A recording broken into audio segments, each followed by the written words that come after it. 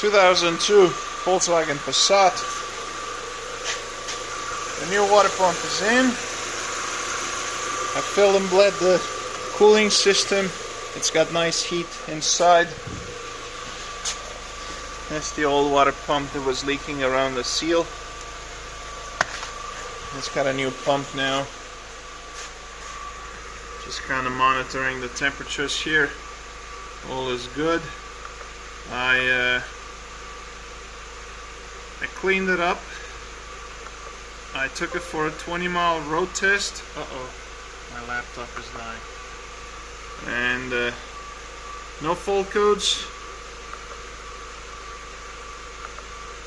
And all these readiness monitors are all passed. So basically it ran all its tests, including the evap system, and it passed it. There's no check engine light on the dash or anything. I didn't have fault codes to begin with. You had mentioned the light came on, but then it went away. So whatever happened, it was likely the gas cap.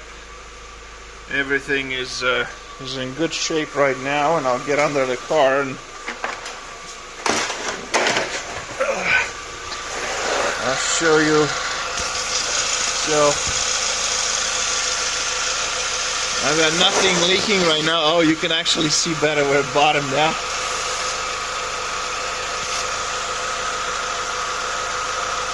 Yeah. I've tightened the drain plug. That one is fine.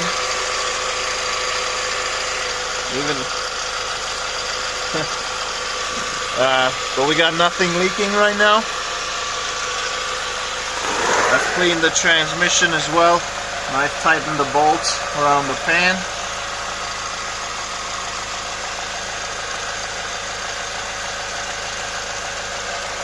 So that all looks good. I've tightened the bolts around the oil pan as well because there's no gasket here. It's just a layer of silicone, so you know, when this thing hit, it probably disturbed it as well. So just as a precaution, I tightened all those bolts, but we got nothing leaking right now. I checked all the fluids. Like I said, I put 20 miles on it. As far as the clicking goes, there's a relay under the dash. I'm gonna shut it off so you can hear me. There's a relay under the dash that controls the vacuum pump. The vacuum pump is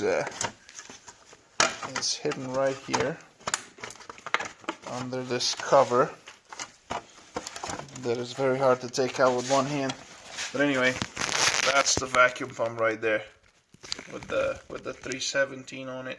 So what that does is it provides a vacuum supply for the brake booster. The power brakes on this car are vacuum assisted, and the thing about a turbo engine is there's not a lot of vacuum, especially when you're on the throttle. There's a lot of there's a positive pressure. There's a turbo boost. So in order for the brakes to be available at all times, something's got to make vacuum.